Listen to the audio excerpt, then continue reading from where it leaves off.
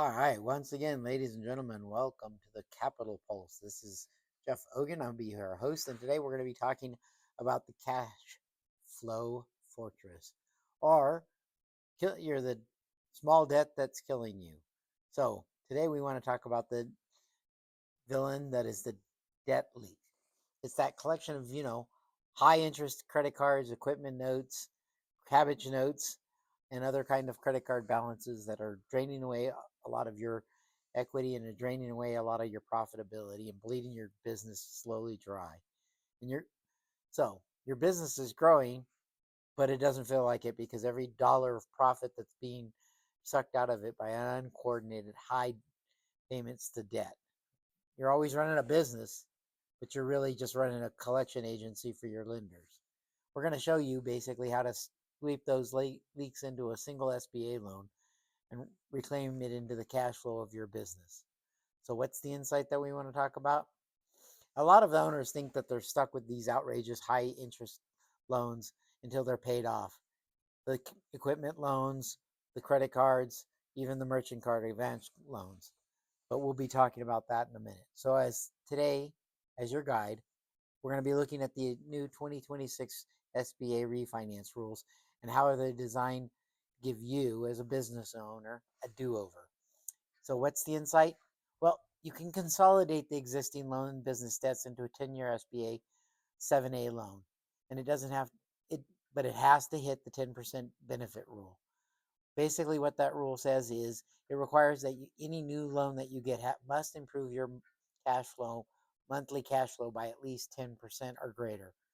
Because if it doesn't do that, it doesn't qualify. So that's not that necessarily that hard to do. So the reality is, for most business owners, you don't just hit a 10%. We can hit sometimes 30 and 40% by stretching a 3-year note into a 10-year note and being able to give you the opportunity to be able to amortize it over a longer period of time. But one of the warnings that I need to let you know about is the MCA one. In other words, your merchant card advances. Those sticklers that give you a merchant card advance on your financing for the business, but they take the money out on a daily basis and suck away your profitability. So as of late 2025 and 2026, the rules have tightened and actually changed. You can no longer use SBA funds to refinance the merchant card cash advances. The SBA wants to fix the sound debt, but not to do the predatory lending.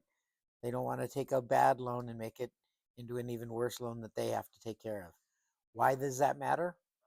Well, when we're consolidating $500,000 of very messy debt, we often see monthly payments drop from anywhere from about $15,000 down to about $7K a month. That's potentially an $8,000 a month savings or found money that gets rolled back into your cash flow of the business. That's money that gets to stay in your business to either help pay down the debt faster or help you grow the business where it needs to go so that you can hire the new people that you need to grow the business, or you can do the digital upgrades, or you can get it invested in new marketing plans. So what's the plan for you as a business owner?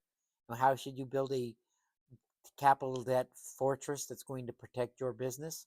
Well, first off, we need to look at your debt schedule. Need to see everything that's going to be on your business debt schedule. And I mean everything. Credit cards, merchant cards, anything that you leases on equipment, anything that you have currently that you're making a monthly payment on. Not to say that it's not a good idea to have that available for yourself to grow the business, but you need to do it judiciously. So we're going to be looking for unreasonable terms on those business debts. We're going to look for the high interest rates or the short maturities that are choking your growth. And then what we're going to do is we're going to business proof the business purchases. We must prove that the original debt was used for the business, not a business credit, not a new car for yourself, not a boat, or not an extended vacation. It's got to be business purposes, and you got to show that it was used for that. And you need to have a clean payment history. You need to have 12 months of on-time payments of the debt when you're refinancing. The SBA rewards responsible borrowers who are just stuck in a bad structure. That's the key. They want to make sure that you're actually being responsible for them to do that. So what's your action plan today? Gather your notes, get out all your business stats, put it on your business schedule, and give me a call so that we can take a look at it.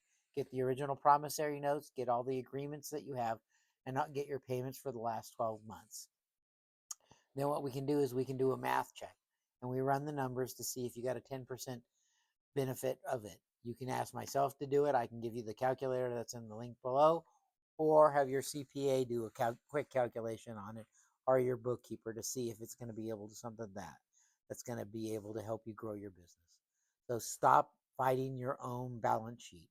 Recall that every dollar that you spend in service of debt is not a dollar that can be used to grow the business. If the original debt was used to grow the business, that's an investment.